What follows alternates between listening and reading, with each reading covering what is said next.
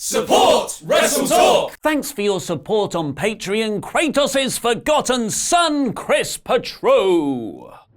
Ronda Rousey, Becky Lynch and Charlotte are officially main eventing WrestleMania. Triple H puts his career on the line. And is this finally the end of Dean Ambrose in WWE? Also, there's been a big backstage update on the future of Becky Lynch. And it's not a suspension for once. Click the timestamps in the video description below to go straight to any of those stories. Also, check out our brand new video game and movie news channel, Screen Stalker, at the end of this video, where SoCal Val will be revealing a huge death that was scrapped from Zack Snyder's Justice League. I'm Ollie Davis. Give us a subscribe, press the thumbs up button, and answer our question of the day in the comments. What do you think about the women's triple threat main eventing WrestleMania? Because I'll be replying to people from out of nowhere. And click the eye above my head to give your rating of the show, where you can choose from Rawsome, Core, Average, Poor, and Rawful, as I review the 25th of March 2019 edition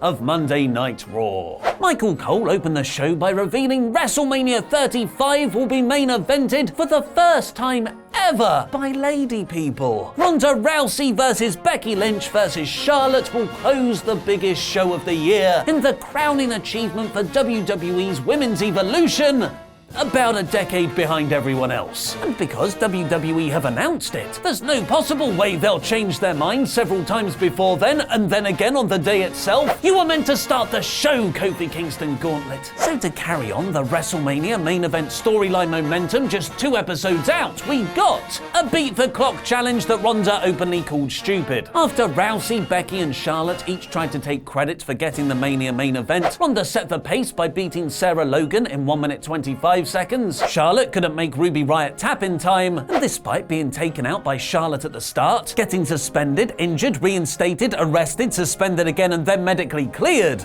was a hell of an 80 seconds. Becky managed to roll up Liv Morgan, beating Ronda's time. A fine little story of one-up womanship between the 3 opponents, and it was nice to see how Ronda's competitiveness made her hang around despite trashing the clock gimmick at the start. But this was the penultimate Raw episode before WrestleMania, and did not feel big time, and dash any hopes for a hotter go-home segment next week, as it was announced that Ronda, Charlotte and Becky would all be teaming up to take on the Riott Squad, a team they all just literally beat in a laughably quick amount of time. Finn Balor was booked to take on Bobby Lashley and Lio Rush in another handicap match next, but because Rush wasn't medically cleared, those dastardly heels had a far more devious partner in mind, Jinder Mahal. It went about as well as you would expect, with Finn pinning Mahal after a coup de grace. At least it was over quickly. We then got the first of 3 Elias Does New York segments, hyping his WrestleMania 35 musical appearance. They were actually pretty funny, with his guitar case and busking money getting stolen behind him at one point. Elias is a great character for these sorts of pre-taped skits, and I wish they'd do more stuff like this with him. Well-known established tag team Aleister Black and Ricochet beat the Revival in a non-title match next. No matter how fast or impressively Black and Ricochet move, they're on the Raw Tag Division treadmill, which means ultimately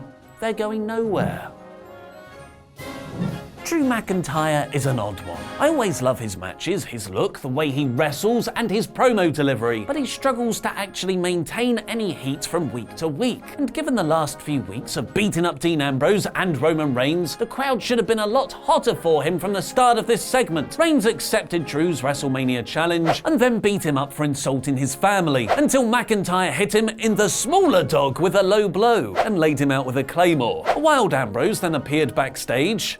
Thought you were gone, to set up the night's last man standing main event with McIntyre. By this point in the show, babyfaces had won every match so far, so we're massively over. Hometown girl Sasha Banks took on Natalya in a pretty decent match. Nia Jackson Tamina caused the double DQ. Banks was an afterthought, but Beth Phoenix looked great laying out Tamina with a glam slam. Sasha said backstage afterwards that her and Bayley would take them all on, SmackDown's Iconics included, at WrestleMania. And then in a lovely moment moment, WWE played the video package for the Hart Foundation's Bret Hart and Jim the Anvil Neidhart going into this year's Hall of Fame, cutting back to Natalya in the ring crying for her recently passed father. For the first time in its terrible history so far, a moment of bliss was held in the actual ring rather than on the stage. It didn't help. Alexa was a babyface today for those keeping track when she welcomed Braun Strowman to the ring to defuse the situation with Saturday Night Live's Colin, Jost and Michael Che. The crowd sounded bored as Che and Jost entered each other into the WrestleMania Battle Royal, which Alexa made official after joking she didn't have the authority to make it happen, which was a funny line. And you gotta laugh, because if you don't, you drive yourself mad trying to figure out how authority figures actually work in WWE. Speaking of authority figures, former acting Raw General Manager Baron Corbin, everything's your fault Baron Corbin, came out next to beat Apollo Crews in a few minutes. It's too late for you, Crews!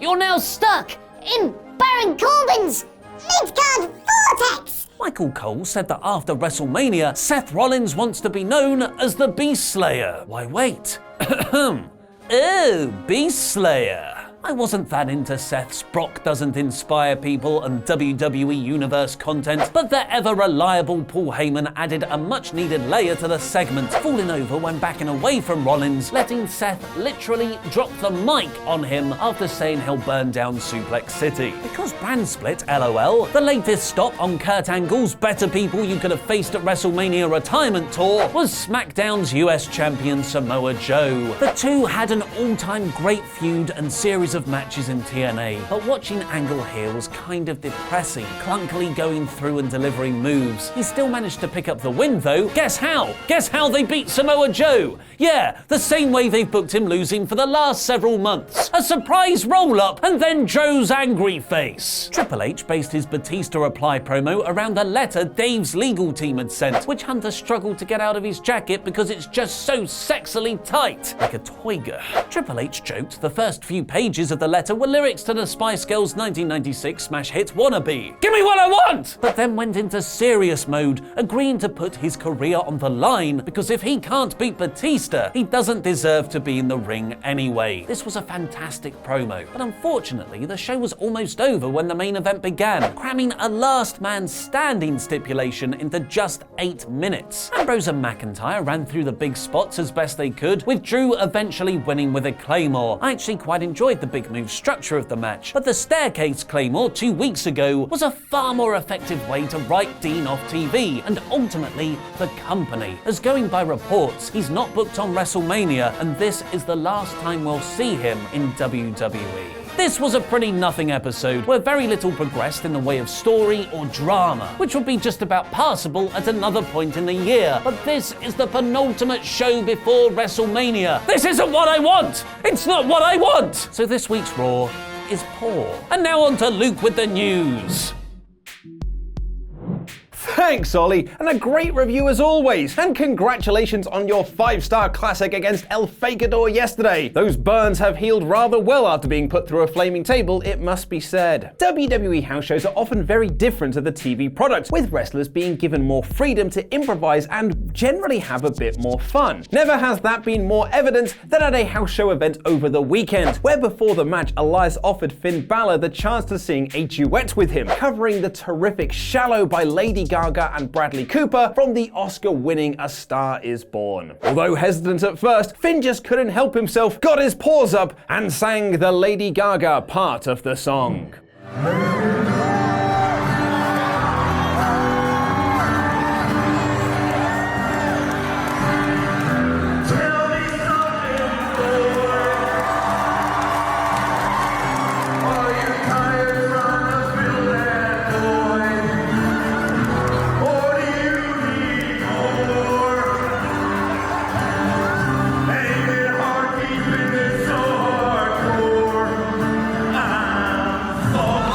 Some of our older viewers might remember that Elias once had a surname, working in NXT as Elias Sampson. However, he fell victim to main roster-itis, a terrible affliction where as soon as you debut on the main roster, you lose part of your identity. Rusev lost his first name, Big E lost his surname, Andrade lost his surname, and a nickname. The list goes on, and it's just found a new victim. It was revealed yesterday that Mustafa Ali is the latest WWE wrestler to lose part of their name, with WWE.com now just listing the SmackDown star as simply Ali, with the former 205 Live star also changing his Twitter handle to @WWE Ali. Ali's not the first person to lose part of their name, and he won't be the last, so I guess we'll just have to keep an eye out for the charismatic enigma Jeff, the 17-time WWE champion John, and the current Intercontinental champion Bob. While there have been no reports on why the name was changed, the newly shortened Ali took to Twitter to say that he'll continue fighting for the people. Someone who won't be fighting for the people going forward, however, is Kurt Angle, who is set to have his farewell match in WWE at WrestleMania in just 2 weeks. It was announced last week that the final match of Angle's career will be against Baron Corbin, a match that received a fair amount of backlash from fans. And according to Justin LaBarbe, that was the idea. He reported that WWE wanted fans to be angry so they would then be grateful when the company presented a bigger and better match. However, it was conversely reported by both PW Insider and the Wrestling Observer that Angle vs Corbin is the match that will take place unless they change their mind, which could end up being the case, with WrestleVote reporting late last week that the match was being reconsidered, saying WWE did not expect this type of negative reaction and thus they don't want a negative feel to Kurt's final contest. But if the match is going to be changed, it's going to have to be on next week's Raw, the go-home show for WrestleMania, as WWE were still pushing Angle vs Corbin as the Mania match on last night's Raw with no hints of it being changed. And according to Raja, as of this past weekend, it was still the plan. Interestingly though, they add that Kurt Angle and others backstage were lobbying for the match to be changed, reporting that Angle in particular was pushing for a WrestleMania match with John Cena instead. Raja report though that it seems WWE think the negative response is great for Corbin. It has been heavily reported for a few months now that John Cena will have a match at WrestleMania, but no decision has been made on who he's going to face. Someone whose WrestleMania picture is a lot clearer though is Becky Lynch, who will compete in the main event of the show against Charlotte Flair and Ronda Rousey for the Raw Women's Championship. And according to Ryan Satin of Pro Wrestling Sheet, we're going to be seeing a lot of Becky moving forward. Satin is reporting that Becky Lynch was recently offered a new multi-year deal that included a raise, and she's expected to put pen to paper soon. Thank you for watching, and a big thank you to our awesome pledge hammers on Patreon, some of which you can see scrolling their way into my stomach.